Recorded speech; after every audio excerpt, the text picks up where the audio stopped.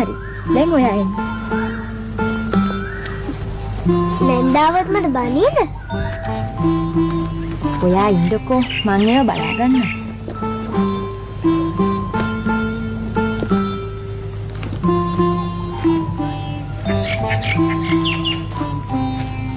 සුමලි මං ඔයාට එන්න කිව්වේ අපි ඉංග්‍රීසි ටීචර් කියලා දුන්නු ලස්සන කතාවක් කියලා දෙන්න. මොකක්ද කතාව? සින්ඩරෙල්ලා කතාව. මං ආසයි කතාව අහන්න. ඒත් නැන්දාවත් මං ඉවරයි. දැක්කද? දැක්කොත් කියයි මොකද උඹ බේබිලත් එක්ක සෙල්ලම් කරන්න කියලා. එහෙම වුණත් හොඳයි. ඒත් එහෙම වෙන්නේ නෑනේ. ඊයේ මම හාන්සි පුටේ වදිනයි කියලා නැන්දමාව මිදුලේ දන ගැස්සුවා. අදත් ඔයාට දඬුවම් කළොත් මාත් අද අවි දන ගහනවා. එතකොට හරිනේ. නැන්ද මට ගැහුවත් ඔයාට ගැහුවොත්ද?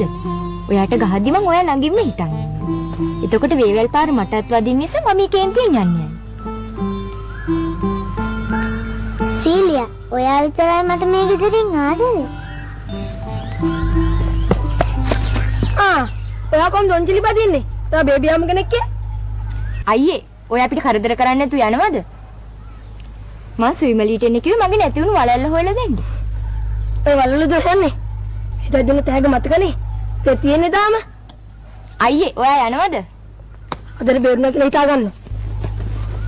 මට බයයි සීලියා. ඔයා බය වෙන්න එපා. මං ඉන්නවනේ. අපි දැන් ඔන්චිලි පදිමු.